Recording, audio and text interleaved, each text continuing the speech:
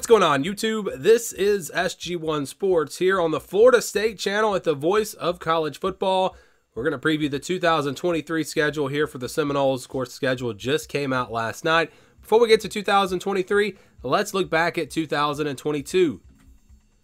Here was the schedule from last season for Florida State. It was just that one stretch right there in the middle of the season that got them Wake Forest, at NC State, Clemson. Those three games, the only losses. And you look at the rest of the schedule, LSU, that was a tough game. They were able to win it. Miami was not very good. Florida was not as good as they were maybe expected to be. So it really came down to those three games. They were not able to win any of them, or it could have been a much better season. I'll tell you what, I was surprised, honestly, when Florida State beat LSU.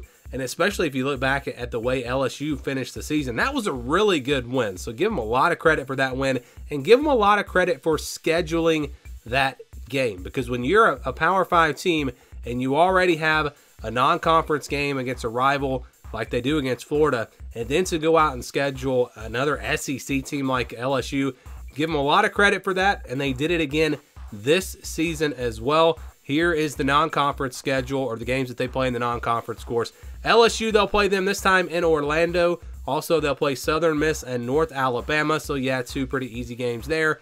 And then it's on the road at Florida. Got them home last year. This time it'll be on the road. So, the same thing that you got last year. Two SEC teams, LSU and Florida. And it almost feels like Florida State is now kind of taking it up a notch. They're a level above Florida. So that's a game that you almost count on this year after what we saw last season. It is on the road, though, so that'll make it tricky, of course. But let's go game by game now and look at this schedule. So they start off with LSU. It'll be on Sunday night again, just like last year. They will play in Orlando. Huge game there. I think some people might have those two teams in their preseason top 5s. I think they'll be in pretty much everyone's top 10s. So that is just a massive showdown there to start off the season. It'll be the lone game there on Sunday night. So all of the national audience will be watching that game just like last season. So that's a huge game there. Then they play Southern Miss on September the 9th. On the road at Boston College to open up ACC play on the 16th. And then on the road at Clemson on September 23rd. If they do lose this game, though, because it's so early in the year, they can overcome that if they can win out and then maybe win a rematch against Clemson in the ACC Championship. Remember, no divisions this year.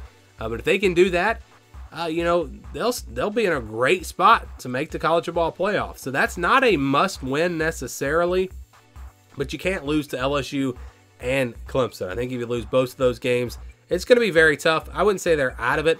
If LSU winds up being undefeated, they're the number 1 team in the country, and Clemson's sitting there at 12-0 when you play them in the ACC Championship. There is still maybe a chance for Florida State, but it'll be tough. And having your two biggest games in the first month of the season, that can be a challenge. They get a bye week after Clemson, and then they'll go into the month of October. They play Virginia Tech on October the 7th, Syracuse at home on October the 14th, then it's Duke on the 21st. So 3 home games in a row, very winnable games, although watch out for Duke. That could be a tricky matchup there. They'll play Wake Forest on the 28th on the road. So it's kind of weird how this schedule sets up, the conference schedule. They play Boston College and Clemson, back-to-back road games.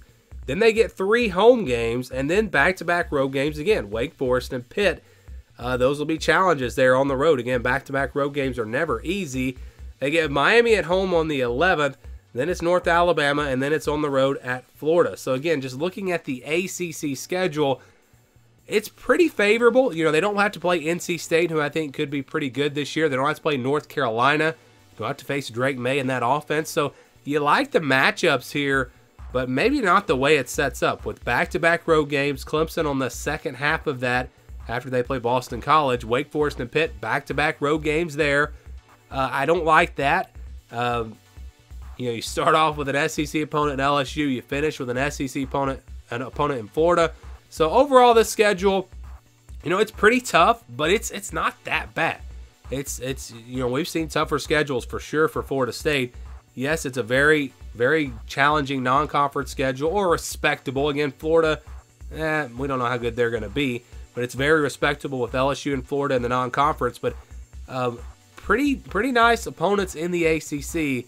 It's just the 2 back-to-back road games that I think make it a little bit tricky. But all in all, not too bad of a schedule for Florida State. You can see why some people are probably going to have this team in the college football playoff in 2023.